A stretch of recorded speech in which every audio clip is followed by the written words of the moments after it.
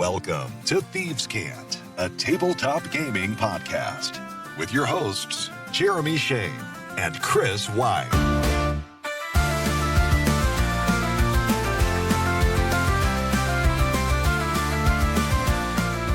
Welcome in and welcome back. Saturday, July 19th. I'm Jeremy Shane. And I'm Chris White. It is Thieves' Cant. Thanks for being here. Chris, how are you? I'm doing great. How are you? Doing okay. Doing okay. Wonderful. Yeah.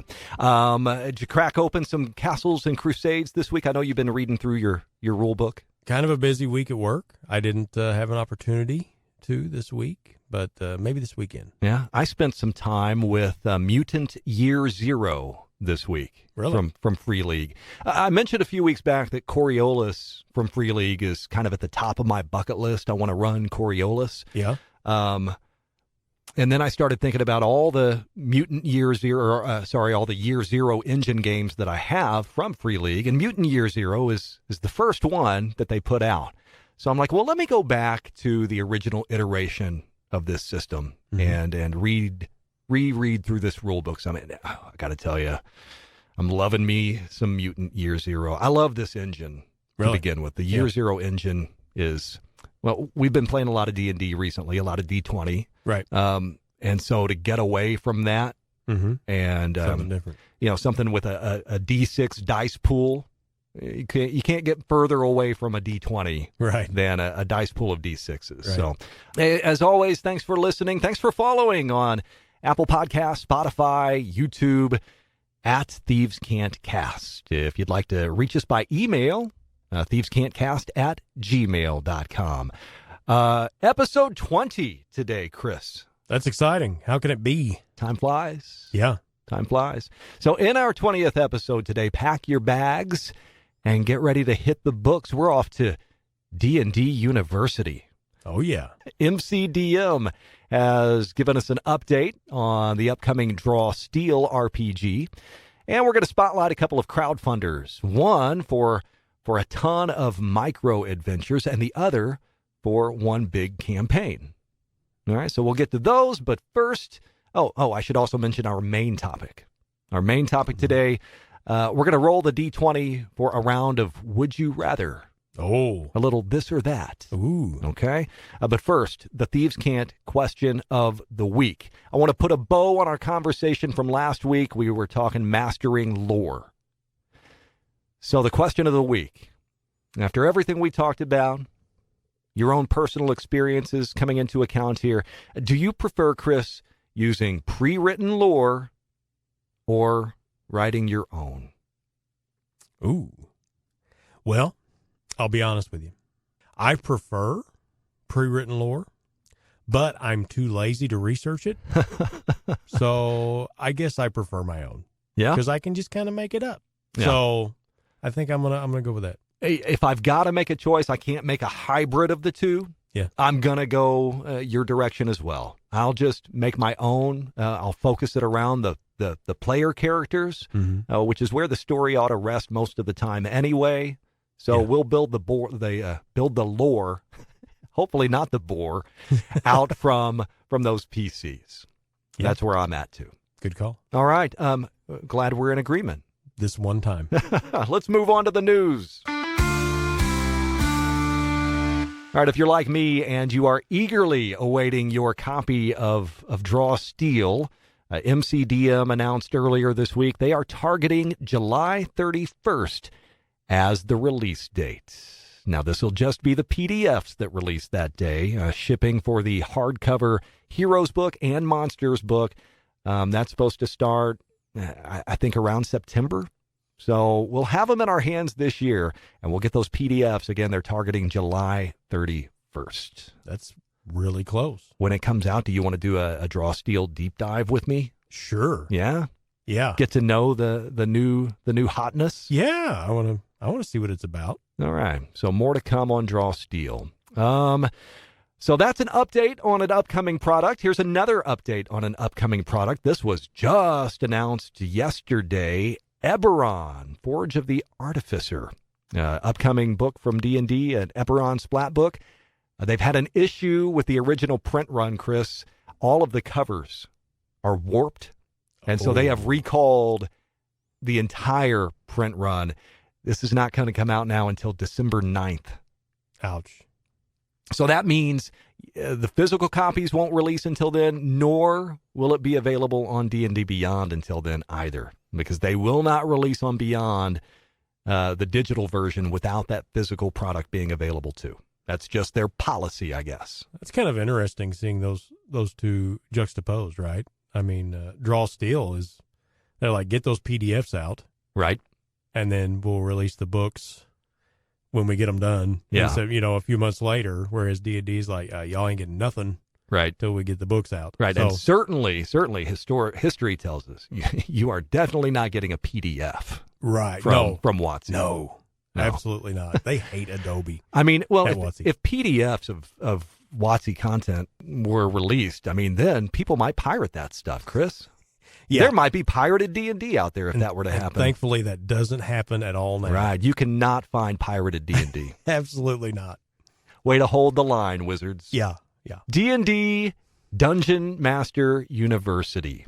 Now, this is from the same folks who bring you D&D in a Castle, Tabletop Vacations. This is officially licensed, so they get to use the D&D logos, all the IP, everything. That way, you know it's good. Right. So D&D University coming to Oglethorpe University in Atlanta, Georgia, January 2nd and 3rd. It's a 2-day seminar. They call it a symposium to help DMs improve their skills. They've got 4 learning tracks that you can choose from, Chris. So wherever you want to focus, I guess this would be your master or your bachelor's. Okay. Get your degree in skill building or campaign building or world building. Finally, you could choose to take the career building track, in which you'll explore the business of DMing with advice from pro DMs and streamers and writers and other content creators. We were not invited to be professors at D&D University. But they've got some big names, I think, attached to this. I think Monty Cook's in there, maybe. If you had the money and you wanted to blow it, I'm sorry, if you wanted to spend it at D&D Dungeon Master University, which of these tracks would you opt for? Well, I guess for us, we probably better go to career building and figure out how to make all this work. Right. I feel like, and this may be cool. I don't want to just knock on it. Maybe it's kind of an interesting idea, but it's kind of like, I could go to school and be a mechanic, or I could just find a YouTube video to show me how to change out that alternator. Right. Like, I feel like there's a lot of resources available that don't cost anything, but Yeah. if you have the cash, and it might be fun. I don't know. Maybe it'll be super cool. Yeah. All right. That's headlines. Let's head over to crowdfunding. All right. Today we're spotlighting a couple of campaigns in the crowdfunding spotlight. First, 100 one-shots. 100 one-shots. Instant adventures for fantasy RPGs. This comes from the Midnight Quill. It's 5e compatible, but it'll work with any fantasy RPG if you're just looking for the flavor, if you're looking for the story. 100 adventures spread over 200 pages. Chris, do you know what this means? What's that? It's my absolute favorite format. Yeah. The 2-page spread with all of your information. That's right. That is glorious. I don't know a lot about this product, but I love the premise. I love that idea of a quick little adventure that you can just throw in when you need it. And you've got lots of different ones here, so there's plenty of variety. This is interesting too. Yeah. This is the kind of thing that gets me excited. As much as I love the format and I love the idea of something quick that you can throw in without exploring this in depth, I do have questions about how much work are you really going to save me if it's just 2 pages? Mm-hmm. Like, are there big holes that I'm going to have to fill? Right. I don't know. Maybe they do indeed give you everything that you need, and it is that quick and simple. How generic are they? How specific are they? How much depth is there? Right. So I love the 2-page format. Mm-hmm. You know, if it doesn't impede quality of play, Right.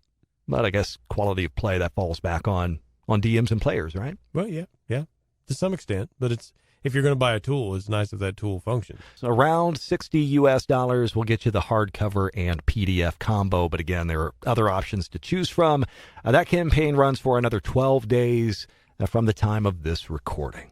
All right, so 100 one-shots, or maybe you're more interested in a full campaign for your Shadow Dark game. Sapphire Seas for Shadow Dark. This is from Menagerie Press. It bills itself, and this is surprising to me, as the first complete level 1 to 10 adventure for Shadow Dark. There's not been one of these yet? I didn't realize that. Because Shadow Dark is just 1 through 10 level-wise? Or does... I think so. 350 pages. It's one of those nice little digest-sized books. Yep. 14 islands with detailed hex maps of each one, over 20 different dungeons, new magic items, new creatures. They've got new ancestries as well. Crocodile people and beast people. Oh, yeah. Yeah, you want to be a crocodile man? I always have. What's the Batman crocodile villain? The Croc. The Croc. It's a Killer Croc. Killer right? Croc, yeah. You could be Killer Croc. I always have. Ships, sailing, crew, and travel rules, and a big hex map of the Sapphire Seas. So if you're a Shadow Dark fan and you're looking for some nautical adventures, some dungeons mixed in as well, this could be fun. Yeah. This could be fun. And again, a full level 1 to 10 adventure. 19 days left of funding as of this recording. Shadow Dark's doing all right, huh? It is. That's pretty popular. The buzz is still strong. I keep toying with the idea. I would like to get the primary book and really dig into it and see, what the hype's about. I mean, it sounds interesting on a surface level, but a lot of games sound interesting, but yeah, at some point I might check that out. Do you feel yourself moving in more of a, between the two of us, one of us has always been a little more of a collector of games than the other. You have always been much more of you're a little more practical when it comes to gaming. You know the game you want to play. You've got the materials you need. Now let's sit down and play. That's been your hobby. But do you feel yourself being drawn more into a collector mindset? No. Not at all. That was a lot of preamble. The problem is I have one bookshelf and it's full. So if I buy a new book, something on that shelf has to be burned in order to make space. Sometimes literally. So every book that I buy, I have to decide if it's worth the sacrifice of an old friend. And so that's it. It's just a matter of space optimization is how I make my gaming decisions. Mr. Practical. Yeah, absolutely. Well, that's a quick look at a couple of great crowdfunding options. If you've got some extra cash to throw around, you ready for our main topic? I have never been more ready. Here we go.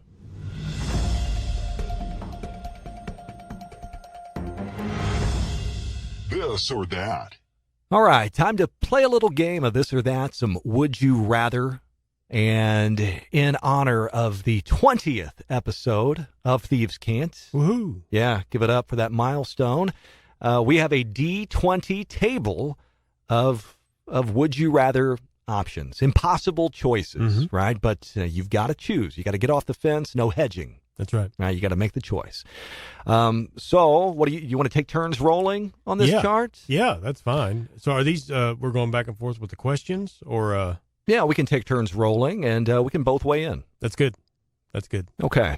You want to give the first roll here? Of course. For everyone's information, I'll be rolling my watermelon D20 today. So this is a pink die with green numbers.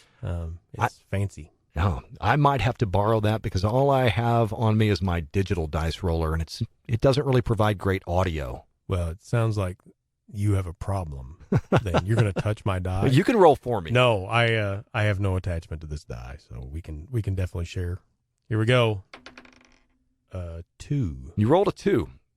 Oh, well, we are kicking this off in grand fashion. Chris, would you rather play a character who farts loudly during Farts loudly during every spell cast, or one who belches uncontrollably during every persuasion check. I was not prepared for this question. Got to be honest, I didn't expect it to come up, That's good. especially in the first roll. You know what? This is the way to start it. I definitely, I'm going farts loudly. I mean, that is way more. Imagine the cinematic effect of casting that fireball, but just ripping a big one right there as it's about to explode. That's the winner. Yeah, because I think the key word in this entire proposition here is loudly. Yes, loudly. Yes. I don't think we can stress that enough. Mm-hmm. Loudly. Yeah. So what happens if it's not fireball? If you're trying to just, maybe you're casting knock or something, Even better. I mean, the more you think about it, the more appealing this is.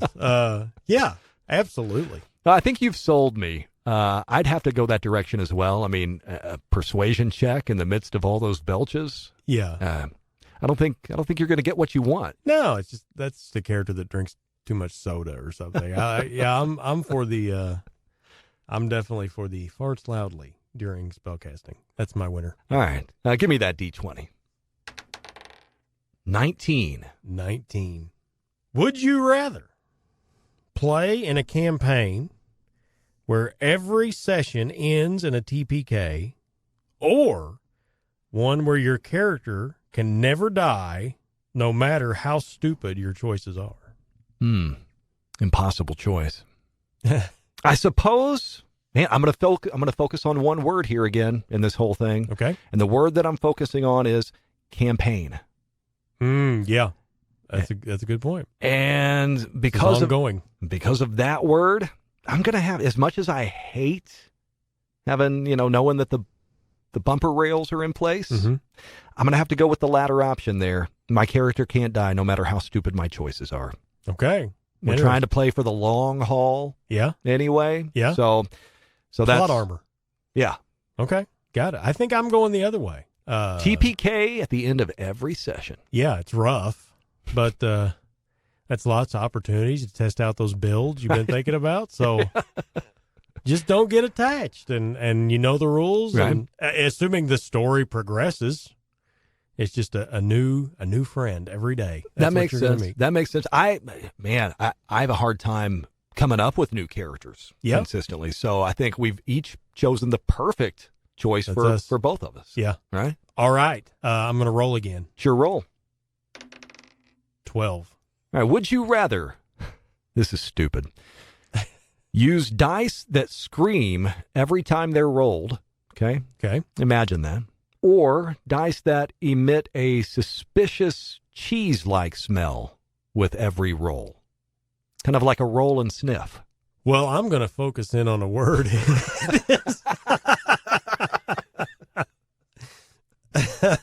And that is scream. So is this like a blood-curdling scream? Like a banshee. Or is this like a battle cry? Like, I mean, if every time I roll, my dice were like, I think I'm picking the dice. Okay. Yeah, because I don't want cheese smell. Like, that's we already have the farting spellcaster. I'm going with the screaming dice. Screaming dice. I'll go cheese smell on this one. Not that I enjoy the smell, but I have a thing with sounds. I don't like abrupt, loud sounds, chaos. I didn't realize that. I guess my screaming doesn't bother you, or from an old friend, sometimes one makes exceptions. I appreciate that. Yeah. I appreciate what you're doing for me there. Right. Here, have this die. My roll. Roll something great. All right. 5. Would you rather play a campaign where every NPC is obsessed with your character romantically, or where every NPC desires your character on sight? What is that? Play a campaign. That says despises. Oh, it does say despises, doesn't it? I was like, well, that really changes. I was like, everything. those are both the same. I was like, those seem very similar. There's a lot of nuance in this. So just to clarify, every NPC despises your character on sight. So they all either want me or they want me. Yeah. Or Okay. you could look at it like, do you want to be a bard or do you want to be a half orc? Right. That's the questions, I think. To me, this is an easy one because I have tried to intentionally make characters that are easily despisable. I think that's great. That's great flavor in a game. If every NPC just hates your guts for some reason, like what did you do? Yeah. Like or what's wrong with them? Maybe it's not you. Yeah. But it is probably you. Yeah. Right. Yeah. So coming to terms with that. Why does everyone hate this character so much? You know what? I'm going to go the other way. Yeah. I think for some reason it would be really fun to just play an arrogant, like just full of himself jerk, but everybody loves you. Like, wouldn't that be like, it doesn't matter. They're going to love you either way. So you're just absolutely self-obsessed, vain. Like, that kind of sounds fun. The little Gaston. I mean, yes, right? Gaston that's exactly it. Like, how would that affect you if everybody you met just loved you? You would be like unbearable to be around. That kind of sounds neat. Like just a paladin that's just full of himself or whatever. That's super annoying. I kind of like that idea. That sounds kind of fun. Yeah. All right. So you're Gaston and I'm Rodney Dangerfield. Yeah. Okay. Right. That sums it up. Yes, absolutely. All right. I roll now. 14. All right. Would you rather play a session where the GM's parrot mocks everything your character says, or one whose kid keeps rearranging your minis and dice? Okay, I have questions. Okay. So this is a real life parrot? No, this is like, yeah. I can give you that much context. Okay. This is would you rather. There's not a lot of context here. Yeah. But yeah, real life parrot. Or the DM's kid keeps rearranging the minis. I will take the parrot.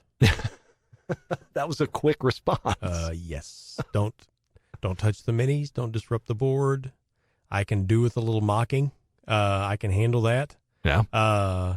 Yeah, absolutely. And if the parrot gets too out of control, I'll just throw my screaming dice at it, and that'll fix itself. Yeah. So, yeah, I will also endure the parrot. Yeah. Mocking everything that I say. Yeah, I don't like unruly children. No, and I don't like miniature touching either. Right. Sorry, I have a problem. I already told you about the bookshelf thing. So right. This is a me issue, but property rights. Right. You know? You just got to respect the space. That's what it is. Exactly. Yeah. So give me the jerk parrot. Yeah. I love kids. I really do. There have to be limits. My turn.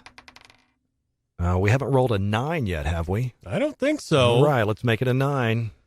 Would you rather be stuck with the bagpipes as your only bardic performance tool, or sink every point of your character build into becoming a blowgun master?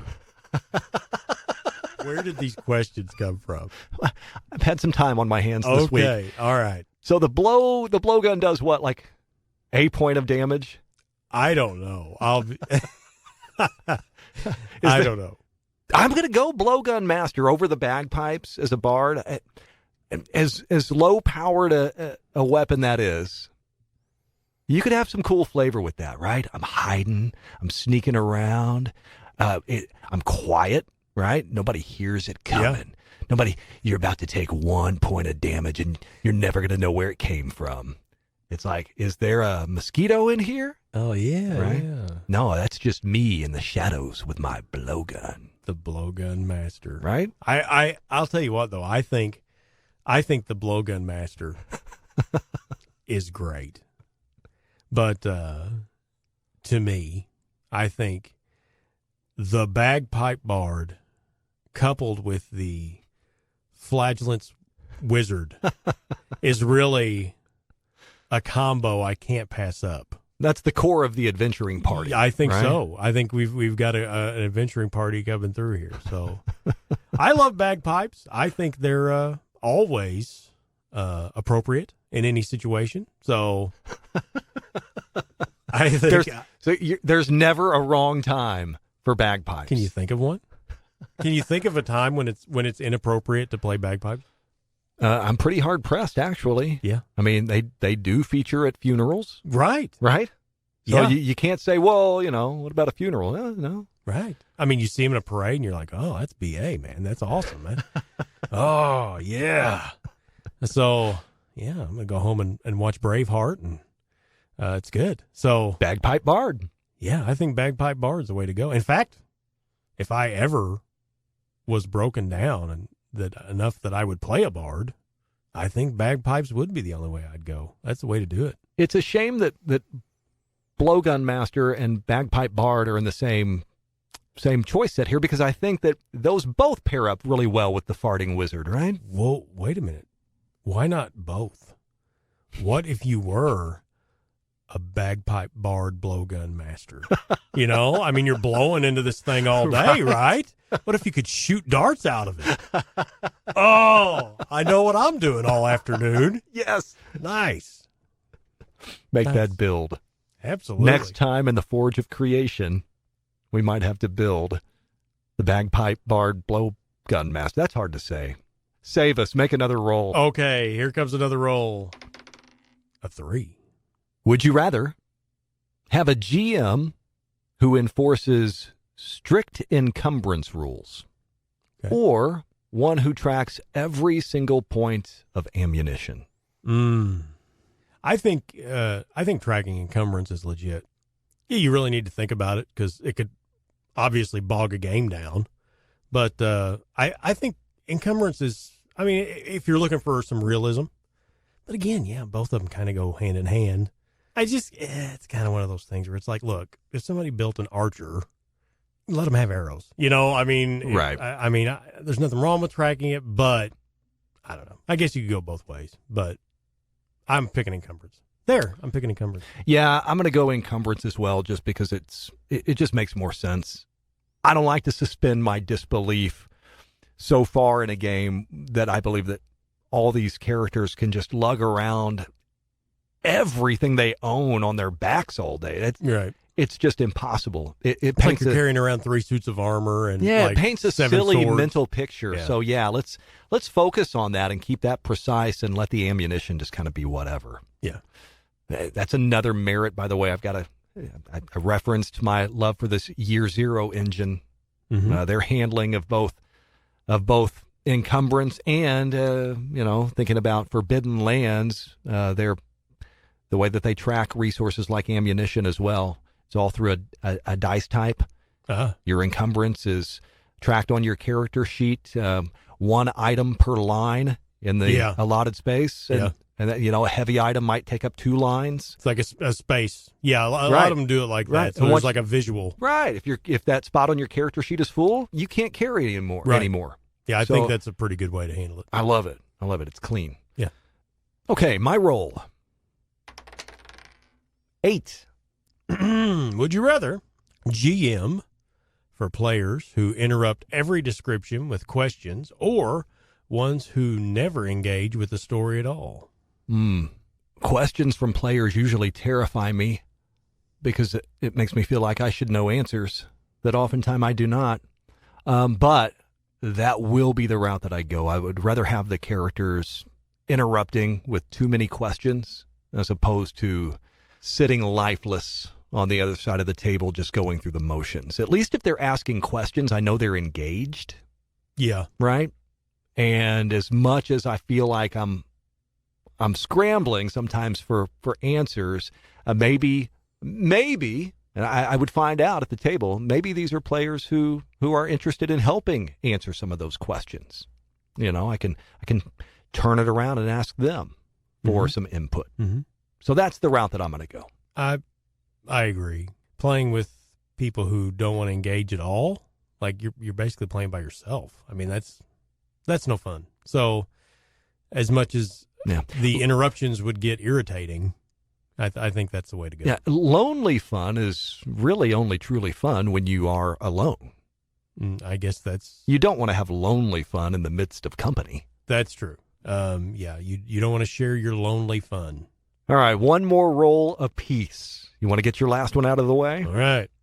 I'm going to roll a 20 here. I'm going to roll a 20 on the 20. And I rolled a 1. Okay, would you rather GM for a group of 8 players, big table, all playing chaotic neutral PCs, or a group of 8 each playing lawful evil characters? Oh. Lawful evil. Definitely. Yeah. Lawful evil is one of my favorite alignments. Tyranny. I mean, there's a lot of Big fan of tyranny. Well, I love lawful good, right? Right. And so this is, that gone bad. I mean, chaotic evil, neutral evil, that they're sort of those, just the forces of might makes right. And by whatever means necessary, I get what I want. But lawful evil, it's like it's bad, right? But there is a code. There is a purpose. There is an understanding of a hierarchy.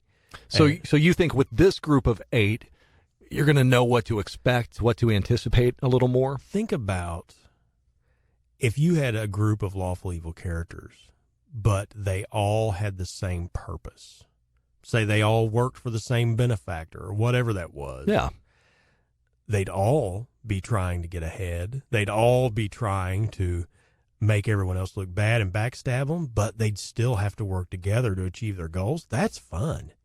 Chaotic neutral, I'm not saying that can't be fun, obviously, but the problem with chaotic neutral is some people play this really extreme. Like, I'm a lunatic and I don't make sense and I'm throwing myself off of buildings and you know what I mean? Like you can go too far. So this would be, it's literally chaos. Like you're just embracing the chaos. Now, and there's 8 of them. And there's 8 of them. Right. So everybody's going their own direction.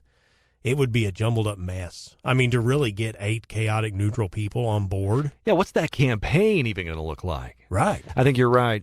I think lawful evil is the way to go. Just run an evil campaign. And Lawful again, evil's fun. they're lawful, so you can focus them in the same direction. Yeah.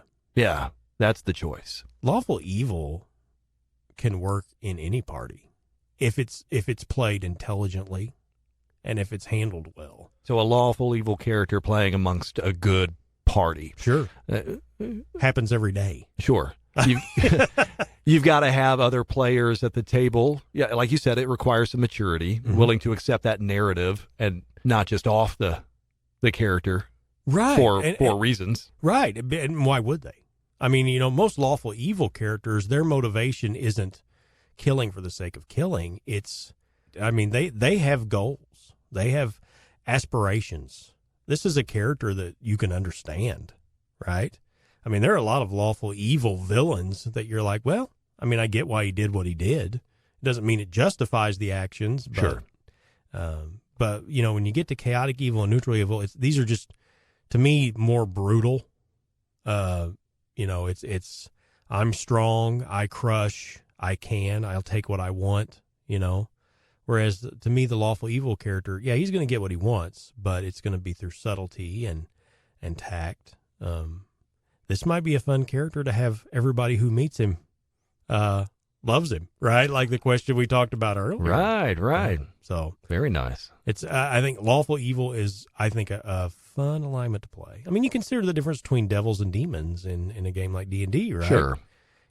Subtlety, contracts, all these things versus demons that just come in and tear it up. They're just weapons they're monsters of mass destruction.